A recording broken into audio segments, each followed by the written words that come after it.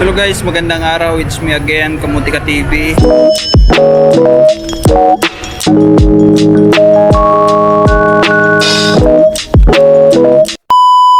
Ayan, thank you so much guys sa patuloy na susubaybay sa mga wala akong kwentang pinagsasabi ko.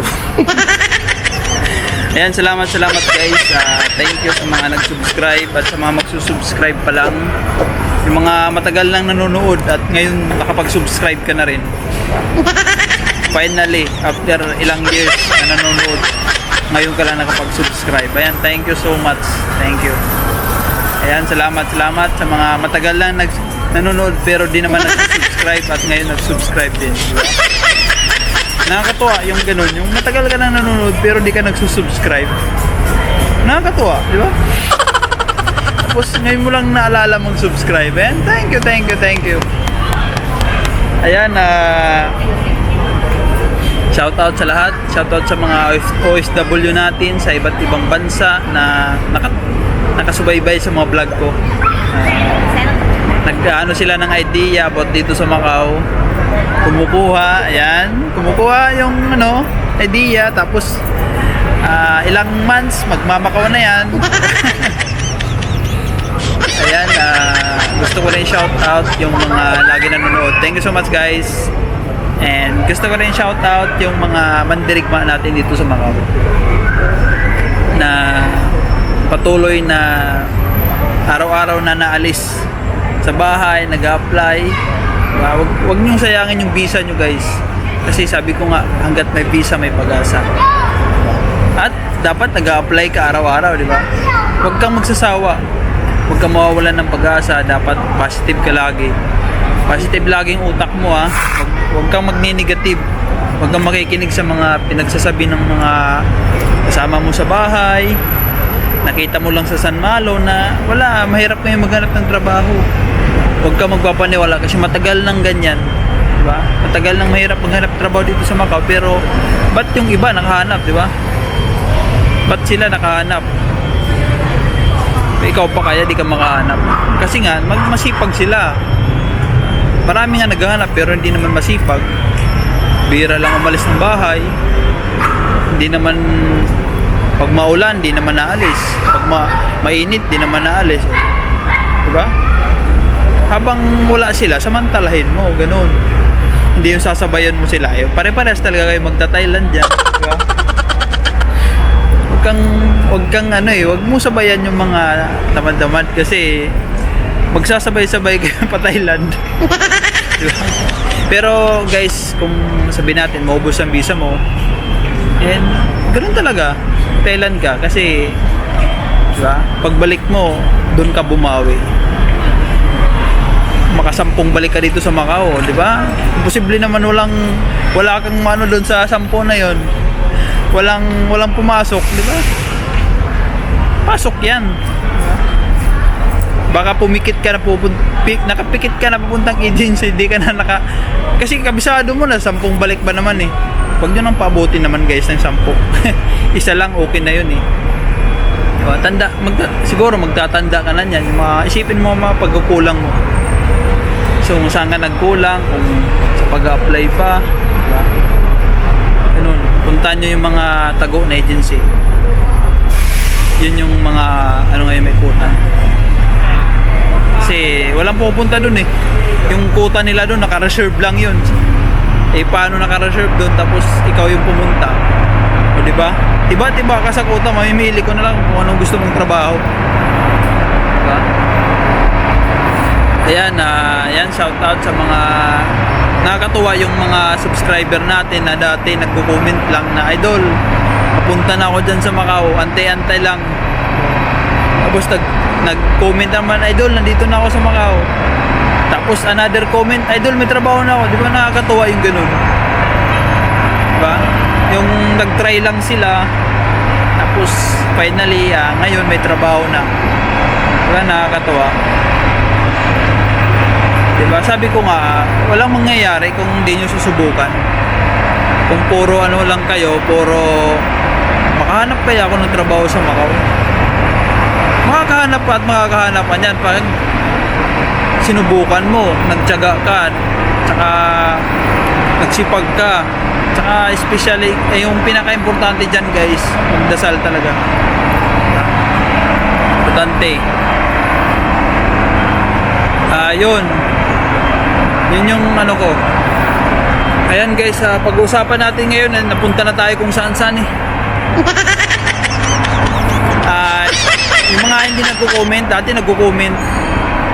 Ngayon yung mga hindi nagko-comment guys, may mga trabaho na yan. And advance congrats.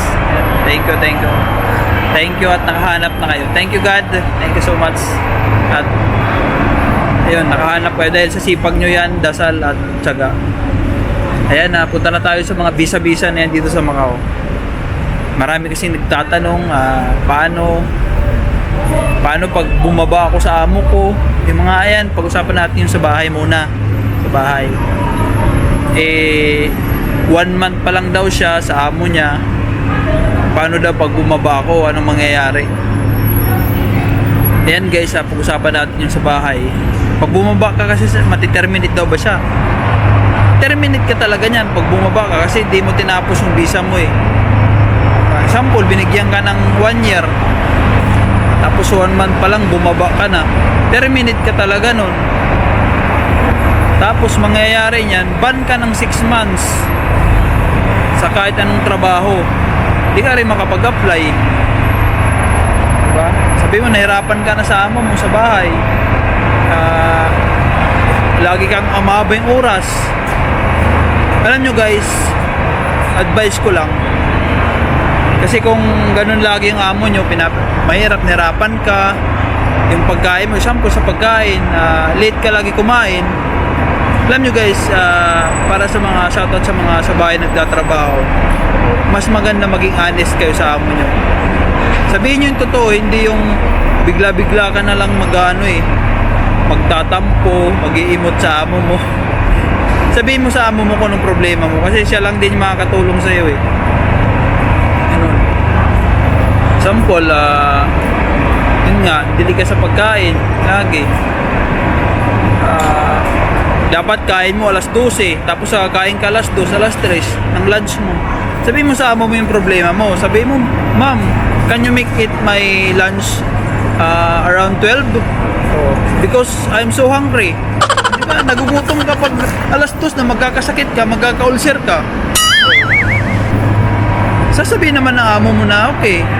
Sabihin mo na, paano pag nagkasakit ako, ma'am? How can I perform my duty if I am sick? Diba? Ganun, maintindihan niyo. Kasi kung puro lang kayo, sarili nyo lang yung kinakausap nyo, sinasabi mo doon sa kaibigan mo yung problema mo, tapos di mo sinasabi sa amo mo, ay wala talaga mangyayari. Dapat yung amo mo mismo yung una mong pinagsasabihan mga problema mo sa dyan sa trabaho mo. Kasi siya yung boss mo eh. Kasi siya mag-a-adjust. Pag bumaba ka talaga, 6 months ban ka. Ganun. Tapos pagpunta mo sa migration, kasi kakat yung visa mo niyan eh, 2 days lang. O kailangan mo na after 2 days, ngayon pumunta ka sa migration, bigyan ka ng 2 days, kailangan kinabukasan makabili ka na ng ticket. O ang laki ng problema mo. Imbis na yung problema mo, sasabihin mo lang sa amo mo na, ma'am, ito yung problema ko. O wala, babaguhin ng amo mo yung policy niya. Kaysa naman magpa-terminate ka, 2 days bibigay sa immigration, automatic. Kailangan mo na kinabukasan bumili ng ticket o uwi ka ng Pinas o magta-Thailand ka kasi 6 months ka na hindi ka pwede mag-apply ng ibang trabaho. Pwede mo lang applyan sa bahay ulit. Pwede ka naman mag-Macau pero tourist lang, diba? Ganun, mahirapan ka. Ang laki ng magiging problema mo, magiging worse yung mo. Sabihin mo talaga sa amo mo na ganun yung problema mo. Diba? O sabihin natin, napakahaba yung oras ng trabaho. Sabihin mo sa amo mo, maging honest ka. Ayan. Lahat dapat honest ka sa amo mo. Sabihin mo sa kanya mga problema mo. Ganun. Ito rin, yung mga nagtatanong, bakit daw siya na-terminate? Ba't daw siya yung kinat yung visa niya? gusto niya finish contract pero kinat na ng amo niya. Kinat na yung amo niya ng ano, yung visa niya, di pa, kaya hindi siya naka-finish contract. Alam nyo guys, sabi ko nga lagi, maging honest kayo sa amo nyo. Yung sa bahay nagtatrabaho, mga DH, mga domestic helper natin. Ayan, saludo kami sa inyo guys. Napakasipag nyo, talagang ang haba ng oras ng trabaho nyo pero kinakaya nyo. Ayan, ingatan nyo lagi sarili nyo kasi yun yung importante, sarili natin, kasi yan yung puhunan natin eh. Pag nagkasakit tayo, wala na tayong puhunan, wala tayong sasahuring, wag di tayo nakapasok. Kaya ingatan natin sarili natin, huwag tayo mag-over tayo magpaka-stress sa buhay, diba? Kalma lang. Ayan yung sa naman, kaya dapat guys maging honest tayo sa amo natin. Example, di na tayo magre-renew, wag natin sabihin na ma'am, di na po ako magre-renew kasi uuwi ako ng Pilipinas. Yung mangyayari niyan guys, okay lang na i-terminate ka nila, hindi ka nila finish contract kasi uuwi ka lang naman sa Pilipinas eh. Pero kung sasabihin mo na mag-apply po ako ng ibang trabaho kasi yung sahod nyo maliit, hindi po sapat sa pamilya ko sa Pilipinas, may pinapatayo akong bahay, may business akong pinag-iipunan, maintindihan nila yun. Baka hanapan ka pa nila ng magandang trabaho, baka tulungan ka pa nila maghanap. Pero kung sasabihin mo na uuwi akong Pilipinas, ay wala yun, okay lang i-terminate ka nila kasi uuwi ka naman ng Pilipinas, di ka naman maghanap trabaho, okay lang. Kaya ganun nangyayari. Kaya guys, maging honest na kayo na ganito, maliit po yung sinasahod ko sa inyo, di po kaya. Kung tinanong ka naman na magkano yung kailangan mong sahod, sagad mo na, sabihin mo 10, 10,000. Kung kaya naman niya 10,000, hindi mag-stay ka dyan, di ba? At least malaki sahod mo kahit mahirap trabaho mo dyan sa bahay nila, di ba? Ganun, sagad mo na yung laki. Effective yan, effective yung sinasabi ko, di ba?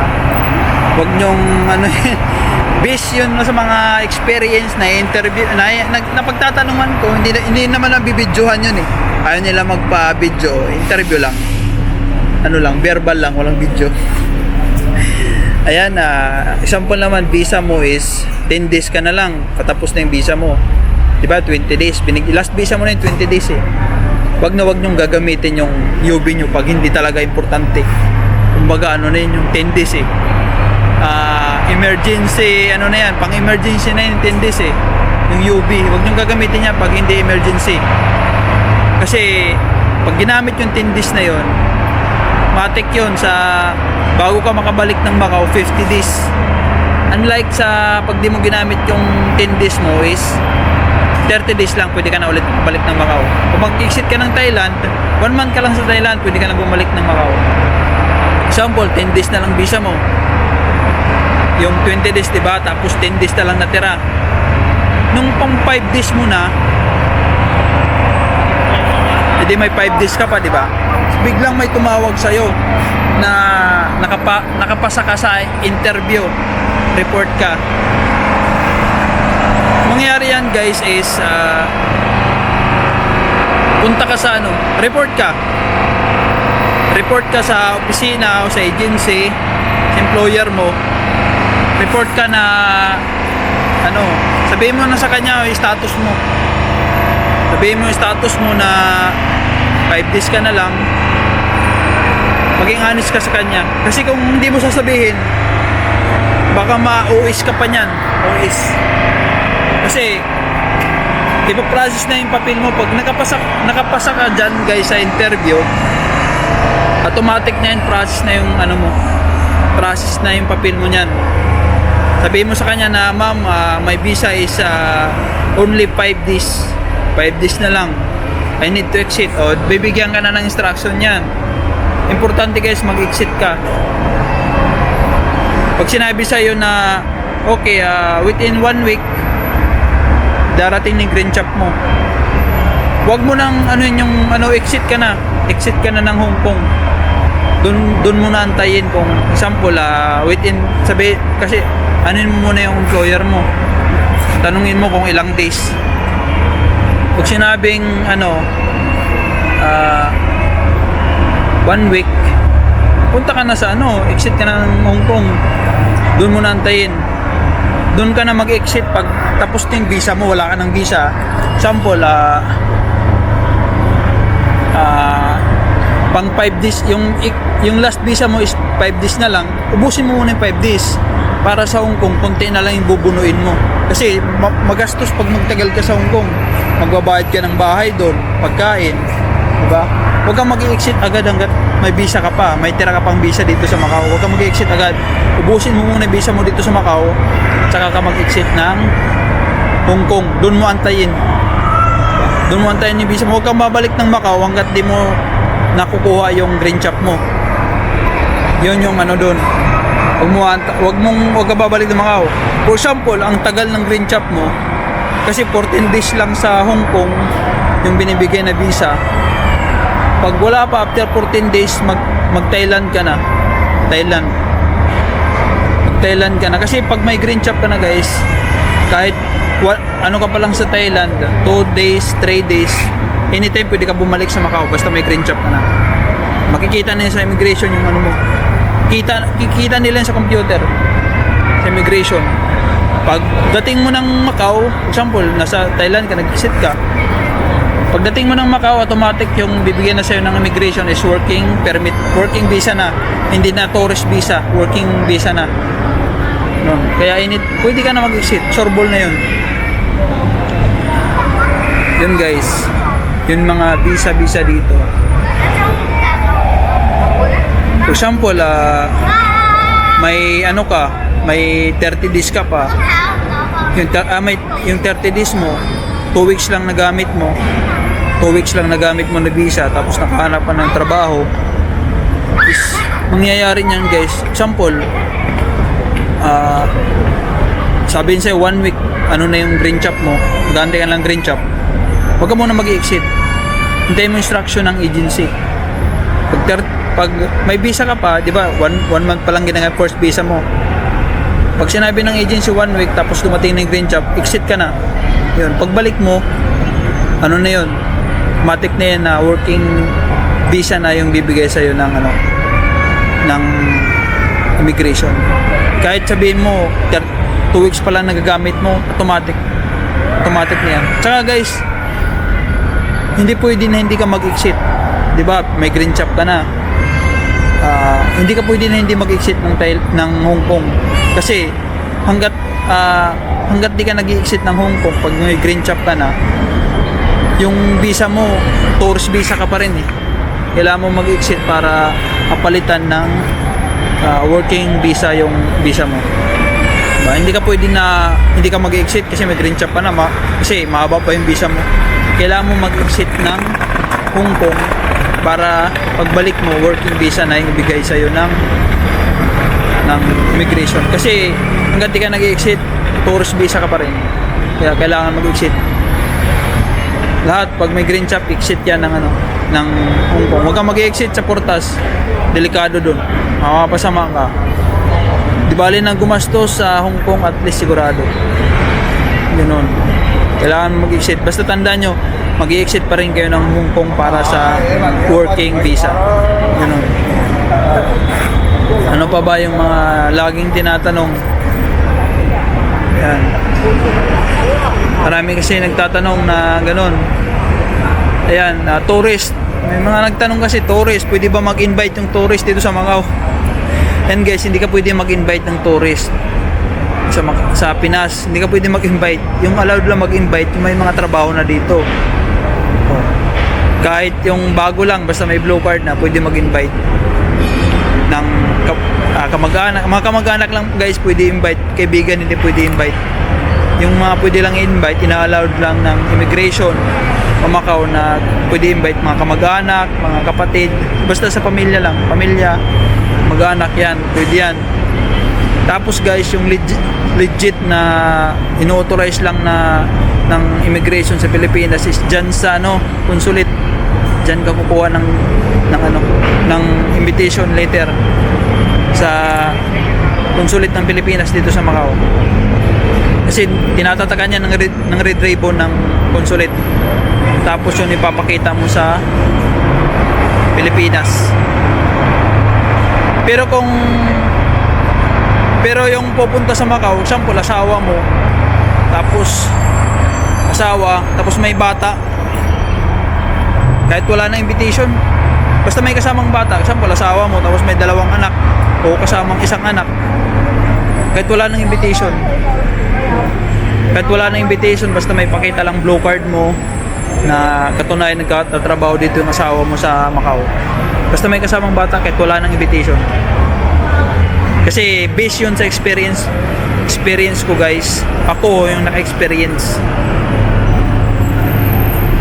hindi yung hindi yung kaibigan ko nag-experience, ako mismo wala nang invitation pag may anak ka nakasama yung asawa mo. Pag okay lang walang invitation, kasi invitation guys, babayad ka pa eh, 210 yun eh, MOP sa consulate, babayad ka pa ng 210, tapos may mga requirements pa, bank account pa, copy, pupunta ka pa sa bangko, kuha ka ng statement of account, hassle. Kung may kasama namang bata yung asawa mo, walang problema, pero pag asawa mo lang, kailangan kumuha ng invitation sa consulate. Pero pag may kasamang bata, wag na, gastos yan. Yung ibibili mo sa invitation, bili mo na lang ng isabay mo sa ticket, pandagdag mo. Ganon. Ano pa ba yung mga bisa-bisa na yan? Yung guys, dapat guys, unang visa nyo is gamitin nyo lang muna yung 25 days. 25 days, tapos exit kayo ng Hong Kong. 25 days, yun yung unang visa mo, tapos sunod niya bigyan ka ng 30 days. Tapos niyan, yung last visa mo is 20. Exit ka ulit, tapos 20, ganun. Kasi may mga nag-comment na, sir, ba't 20 days lang binigay sa akin first exit ko pa lang. Ayan guys, at tinanong ko kung anong naging problema. Sabi ko, sinagad mo ba yung 30 days? Sinagad ko po. Ganun talaga, matik na yun, 20 days, yun na yung last visa mo. Dapat di mo sagad, 25 days lang gamitin mo para bigyan ka ng 30 days. Yung 30 days na yon, exit mo ulit, bibigyan ka ng 20 days, yun yung last visa mo. Siya, sinagad niya yung 30 days, kaya 20 days binigay sa kanya, yun yung last niya. Kasi pag nag-exit pa siya ulit, QB na, yun yung last visa niya. Matagalan siya bago makabalik na naman ng Macau. Pag ginamit mo yung UB, 50 days ka bago makabalik ng Macau. Kaya guys, 25 days lang first visa nyo dito sa mga pasok nyo, 25 days lang gamitin nyo para may 30 days ka. Yun yung mga diskarte ngayon dito sa Macau. Ano pa ba? Daming problema sa visa-visa na yan eh. Yung mga nati-terminate guys, tandaan nyo, 2 days lang ibibigay sa inyo ng immigration. Kahit ilang years ka pa dyan sa company mo, once na terminate ka, 2 days lang ibibigay sa inyo ng immigration. Kailangan makabili ka ng ticket kinabukasan kasi last visa mo na yun. Pwede pa naman mag-exit ng Hong Kong, pagbalik mo UV, yan, 10 days ultimatum na yun, last visa mo na yan. Ganun. Ano pa ba? Yan, yung mga green chop guys, green chop na yan is pag exit mo ng Hong Kong, pagbalik mo is bigyan ka ng 1 month yan, 1 month ata, 45 days, basta ganun, basta yung green chop 45 days ata yun eh, basta 45 days ata, basta 45 o 30, di ko sure kasi di ko naman binilang yun basta importante sa akin green chop na eh, may green chop na ako, yun ang mahalaga eh, may makakapag na akong trabaho. Ayan, pagkatapos yan, pag natapos mo yung green chop na yan, dapat galingan mo yan kasi dyan ka na nila lulutuin kung magandang performance mo, kung ipoproceed ka ba nila sa fingerprint. Yan. Hindi yan natatapos dyan sa green chop. dapat guys ipagan nyo, gandaan yung performance nyo para makapunta kayo second level. Yung second level guys is magpi-fingerprint ka na doon sa immigration, babalik ka doon sa immigration for ano na yan, yung blue card. After fingerprint, bibigyan ka na nila ng resibo ng blue card mo. Makikita mo na yan doon kung hanggang kailan yung visa mo, kung 1 year ba binigay, kung 3 months ba, kung 8 months. Yung mga hindi abot ng 1 year is mga salubisa yan guys. Yun yung tinatawag na salubisa. Yung mga may nag-resign sa company, hindi tinapos yung 1 year, ikaw yung tatapos sa visa nila. Ganun. Kaya kawawa yung mga salubisa. Kasi magbabayad ulit ng placement pay para process naman sa ano, pag natapos yung visa. Diba? Panibago ba? Pero pag magbayad ka, pag nag-renew ka, sample sa Lubisa ka, pag nag-renew ka is mababa ang babayaran mo, yung processing fee na lang ng ano, agency, babayaran mo. Ganun. Yun guys, ano pa ba? Ano pa ba yung mga visa-visa na daming problema sa visa eh. Daming problema. Eh yan guys, tandaan yung mga pinagsasabi ko ha. Mamaya may magtanong na naman. Diba? Galingan nyo sa trabaho. O, magkasama kayo sa mga luma. Kasi tanong kayo pag di nyo alam. Diba? Saka ingat tayo lagi guys sa trabaho. Lalo na yung mga trabaho na nasa sa mga risky na trabaho. Ingat talaga, diba? Eh pag nagka-problema tayo, pauwi lang tayo ng Pilipinas. Yun ang problema eh. Papalitan lang tayo eh. Dapat ingatan natin yung sarili natin. Ano pa ba yung mga visa-visa na yan? Kalimutan ko na iba eh. Yun, mostly kasi dito guys may mga problema is mga sa bahay, nagtatrabaho, mga nati-terminate ng amo. Yan. Tapusin nyo muna talaga yung visa nyo. Hanggat maaari, wag kayong magre-resign para walang problema.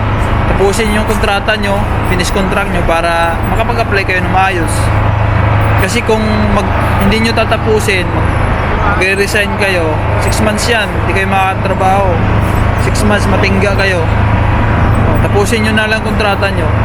Tiisin nyo muna yung problema nyo sa trabaho, problema mo sa mga katrabaho.